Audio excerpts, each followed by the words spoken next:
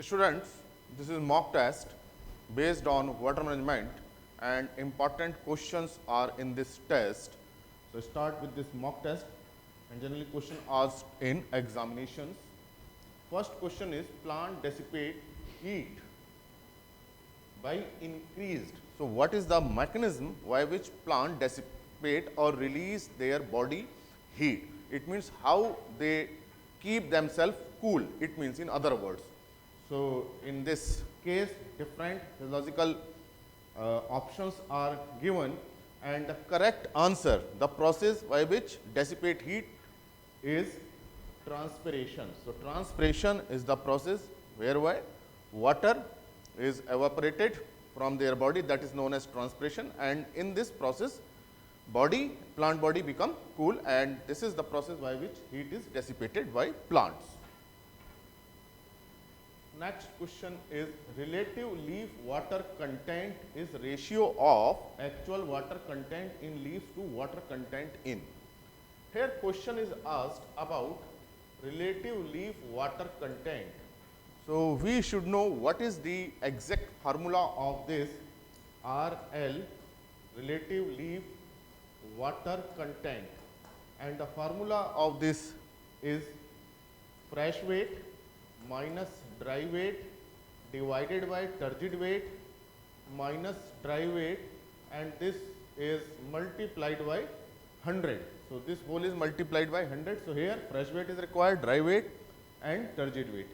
So, here ratio of actual water content. So, this fresh weight minus dry weight is actual water, this one is actual water amount in leaves to water content in here fully turgid leaves. So, what is the moisture content at actual condition divided by moisture content at fully turgid leaf is the ratio is relative leaf water content. So, this question is based on formula. So, that is why formula should be clear. The next is due to suberization of cell wall. This is the process, the permeability of water. In this suberization process, lignin formation is there, wax formation is there. So, the cell wall become impermeable to water. So, that is why permeability of water reduces. So, when there is suberization of cell wall of roots, then water absorption uptake is reduced. The ascent of water in plant is the result of. Ascent of water means absorption of water from root. So, if we see the picture, so this is soil and the water is present in soil. So, this water is moved from soil to root, root to shoot and then shoot to air. So, this is the general process, or we can say it is SPAC, soil plant atmospheric continuum, SPAC, soil plant atmospheric continuum, and here moisture content is very high, here low and then further low. So, in this way the water potential relation is asked. If suppose water potential is very low here, means air is saturated with the moisture or high humidity, then there will be no further absorption of water. So, moisture content in this way decreases and water potential, if we talk about in negative terms, it decreases. So, that is why the option is this psi is a sign of potential air minus root. So, this difference should be more. If this difference is more, then water absorption will be more and more. Then about percent of transpiration occurs during the night time. So, it is not like that transpiration occurs only daytime, it also occurs during the night, because during night temperature is relatively high and warm nights are there. It is not that they only ET occur during day, during night also ET occur, transpiration loss is also occur, particularly on warm night, and about 5 to 10% transpiration occur during night time. And under mild stress, relative leaf water content of a plant reduced by. So, this is a question asked about relative water content under mild stress. So, here is mild stress. So, during mild stress, water content reduces, decrease, and this reduction is in the range of 8 to 10%. So, we should remember two data. Number one data in previous question 5 to 10% transpiration during night and 8 to 10% water reduction under mild stress. So, both are up to the range of 10%.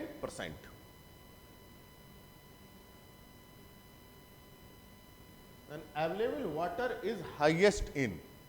So, here this available water is related with the soil type.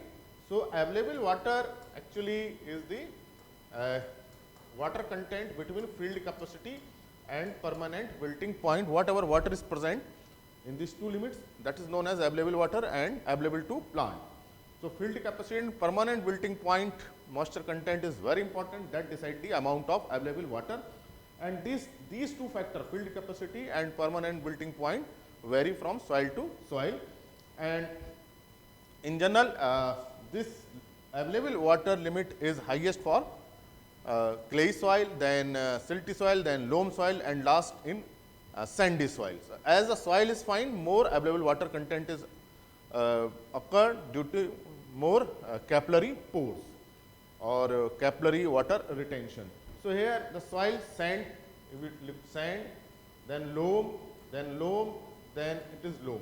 So, here we see the two type of soil, sand and loam. So, sand is wrong answer, so it is not correct. Now, loam. Now, loam are three types: sandy loam, only loam, no mixture or no other soil texture, and then silt loam. So, here sandy is there, so sand decreases available water content. So, this option is not correct. Now, loam and silt. When silt is added into loam, silt are finer particles. So, that is why the silt loam has more water content than only pure loam soil. So, here the correct answer is silt loam soil. So, whenever silt is added into loam, its moisture content increases. The soil depth from which the crop extract most of the water needed to meet ET requirement is known as. So, soil depth from which crop absorb the moisture, that is known as effective root zone. Effective root zone is the depth from where it extracts the moisture. Suppose it is the plant and this is the root.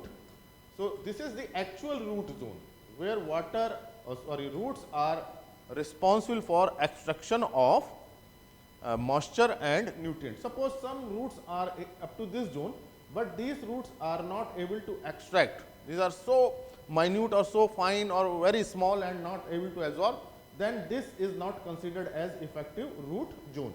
So, effective root zone, in effective root zone, roots are able to absorb moisture and nutrients. And rhizosphere is the close proximity area of root. So, here correct answer is effective root zone. Usual moisture extraction pattern of root show that about 10% of the extracted moisture comes from blank of the root zone. Means, what is the quarter? What is the quarter? Fourth part. From 10% moisture is extracted. So, it is a rule that if it is a soil surface, or then if we divide the total root zone in 4 parts. Suppose it is the root depth where roots are absorbing the moisture, and divide this part into 4 equal parts. So, this is the first quarter, this is the second quarter, this is third quarter, this is fourth quarter. So, this root zone is divided into equal parts. Suppose it is 100 centimeter, then each part is 25 centimeter. Or suppose it is this depth is 20 centimeter, then 4 equal parts, that is one part is 5 centimeter. So, it is a rule that in general The first part 40% moisture is extracted by the plant, second part 30%, third part 20%, and last part 10%. So this is the moisture extraction pattern. So most of the nutrient, or we can say about 40% is extracted from 25% zone, then 70% up to the second zone. So here the question is asked about 10% of the extracted moisture. So 10% is at fourth bottom quarter. So this is the correct answer, and we should remember this figure. The amount of water consumptively used during 24-hour period is called. So in 24-hour period, how much water is used for consumption purpose, and that amount of water is known as daily consumptive use. It is 24 hours, so daily, it means consumptive used, so it is related with the consumptive use of water. So first option is correct.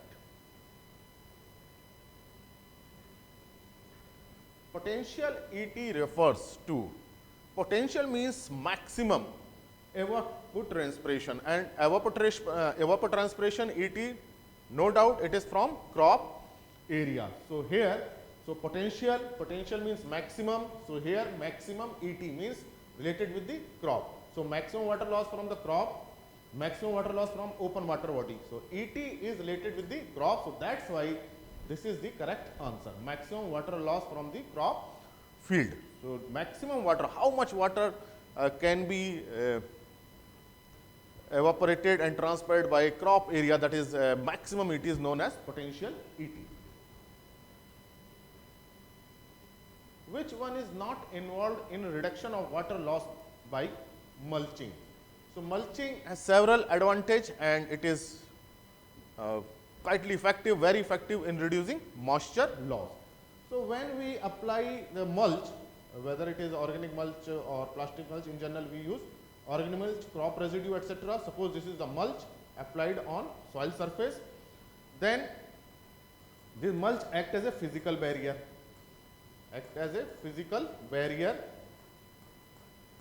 for this evaporation loss.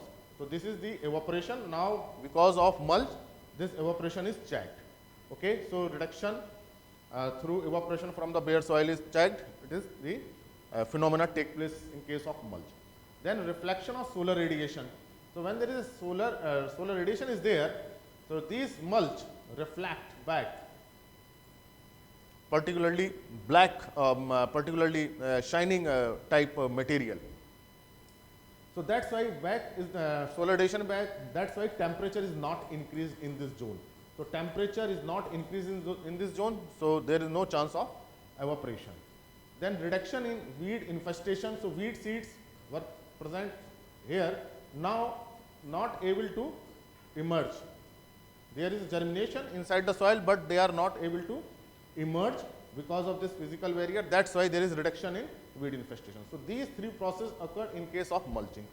But mulching does not reduce the water loss due to reduction in soil aggregation. So no impact of mulching in this process.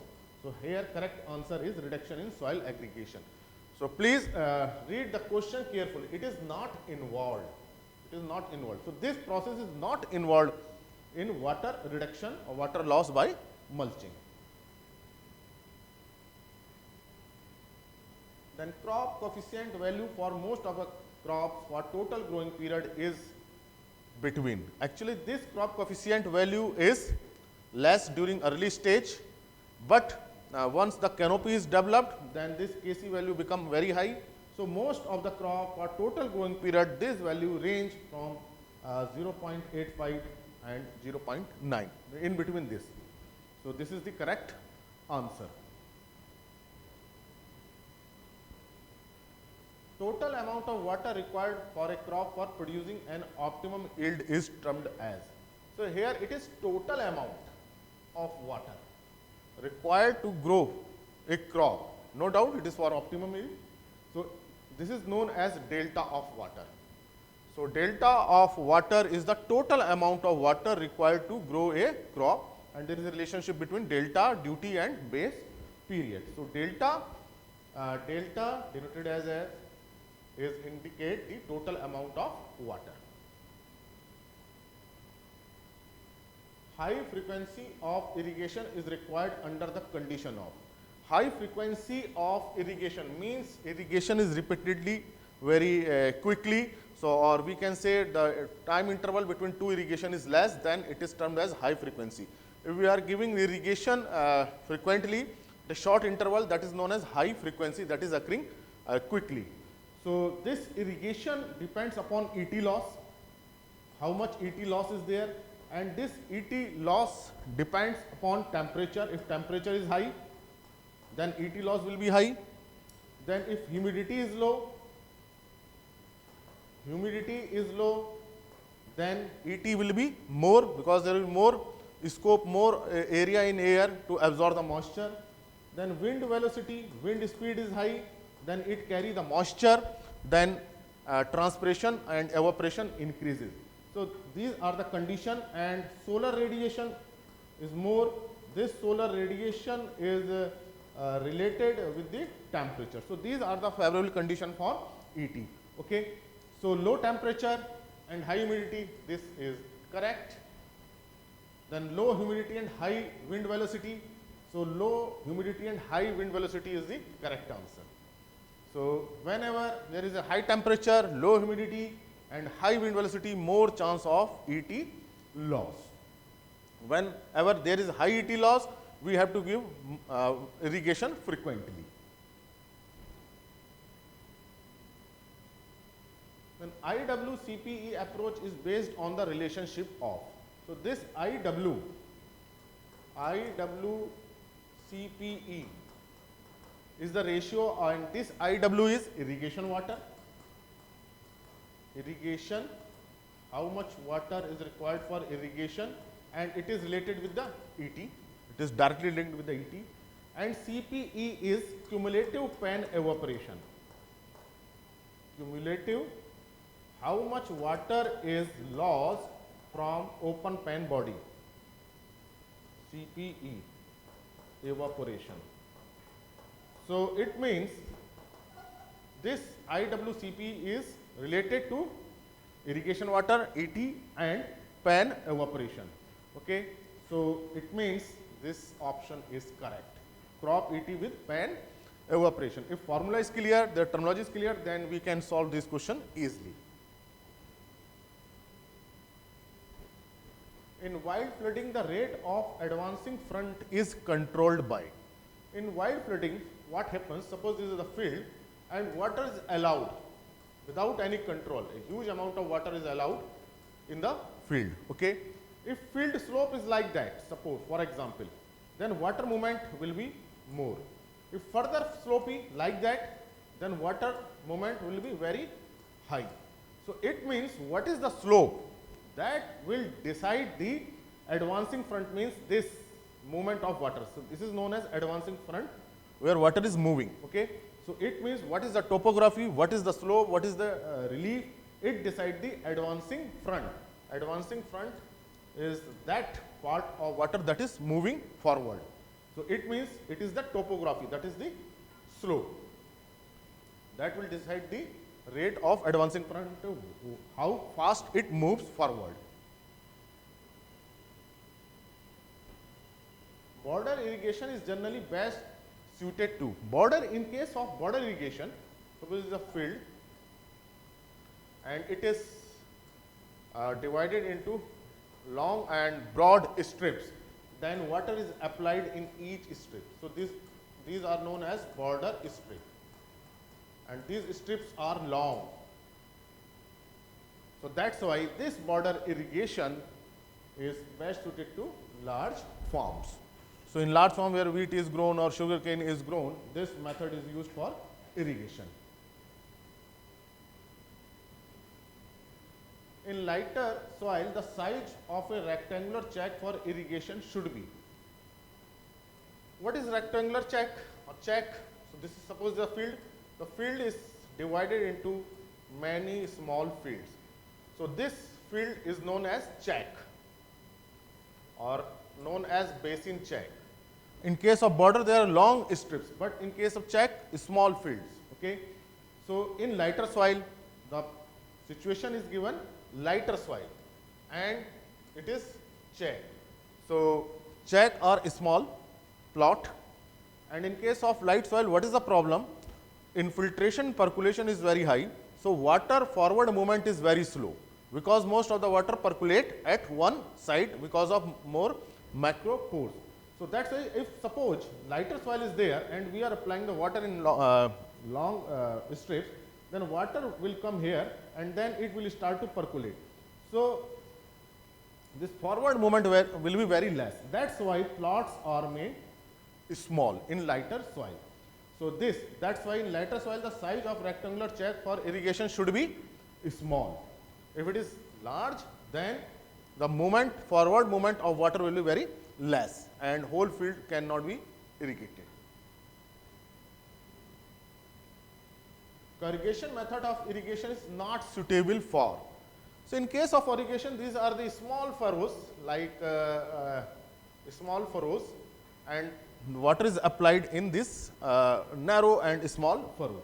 And in case of this corrugation method, the water is applied in this furrow, and if percolation and infiltration is very high, suppose water we are applying here and percolation is more, then there will be no further movement of water because most of the water will infiltrate and percolate if macropores are more. And in these soils, sandy soils have more macropores, more infiltration percolation. So this corrugation method is not suitable for sandy soils. Sprinkler irrigation is suitable for, and in this sprinkler irrigation, there is if runoff is high, that's why in runoff is high, then common irrigation use method like border method, check basin methods are not used because of more runoff problem, and this runoff problem in slopy area. So that's why this sprinkler irrigation method is suitable for slopy area because we can control the amount of water for irrigation. So sloping field, then shallow soil, this is very good method for shallow soil, but this sprinkler is not used for tall crop. For example, this crop is sugar cane crop is there, or maize crop is there, then sprinkler height, we have to increase the sprinkler height up to this, more than 2 meter, 3 meter. And that's why this sprinkler are not suitable for tall crops. So tall crops are not suitable for this method. So sloping field and shallow soils are good for sprinkler irrigation method. That's why this option is correct. Sloping field and shallow soil, but not suitable for tall crops. On clay soil, water-wide drip irrigation must be applied. So suppose it is clay soil is clay, so definitely infiltration rate will be very slow because of more amount of micro pores. Okay, so infiltration is the problem in clay soil. So if we are using the drip irrigation, drippers are there. Okay, so the rate of water application is kept slow. That's why it is not more than infiltration rate. Suppose if rate of water release is more than infiltration rate, then there will be runoff. Suppose rate of infiltration is 4 millimeter per hour, and we are applying water at 6 millimeter per hour. It means per hour there is a loss of 2 millimeter water, and then this water is lost as a runoff. So that's why in clay soil we should keep the water flow rate less than or equal to infiltration rate. So it is slowly. So water must be applied slowly, otherwise there may be problem of runoff. Water use efficiency is. So here there is a confusing options. So first write the formula. Water use efficiency is yield upon ET. And this is the numerator, this is denominator, and numerator is directly. As yield increases, water use efficiency increases, and ET denominator is inverse. If ET increases, then water use efficiency decreases. So in mathematical formula, numerator is directly linked and denominator is inversely linked. So here yield is directly and ET is inversely related to ET. So this is the correct answer. So in such type of question, first write the formula and then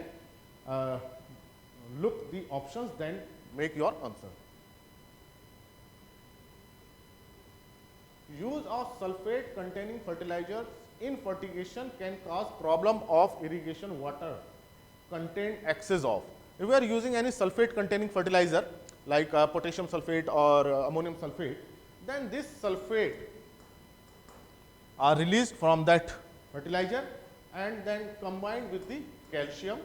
If calcium is more, then it makes calcium sulfate, and this calcium sulfate is insoluble compound and it causes clogging in the irrigation system, whether it is a sprinkler or drip irrigation system. So that's why if irrigation water contain excess of calcium, then this problem occurs. And other salt, sodium sulfate is soluble, potassium sulfate is soluble, magnesium sulfate is relatively soluble, but calcium sulfate is insoluble. So if calcium content is high and we are using sulfate containing fertilizer, then there is a formation of calcium sulfate and it will choke the irrigation system. Under very windy condition, which irrigation system is not suited? Okay. So under windy condition, wind speed is very high and we are using the sprinkler. Water is there and wind speed is there, high wind, then these droplets will move away. So that's why in this condition sprinkler is not suitable. Drip is laid down on soil surface, no effect of water. Basin irrigation, plot is divided into check, no problem. Corrugation, small furrows, no problem. So in this drip, basin and corrugation, no effect of wind, but wind adversely affect the sprinkler irrigation system. So correct answer is sprinkler. So that's why where high wind speed occur, sprinkler irrigation system is not used. So this was about the important questions. Thank you very much.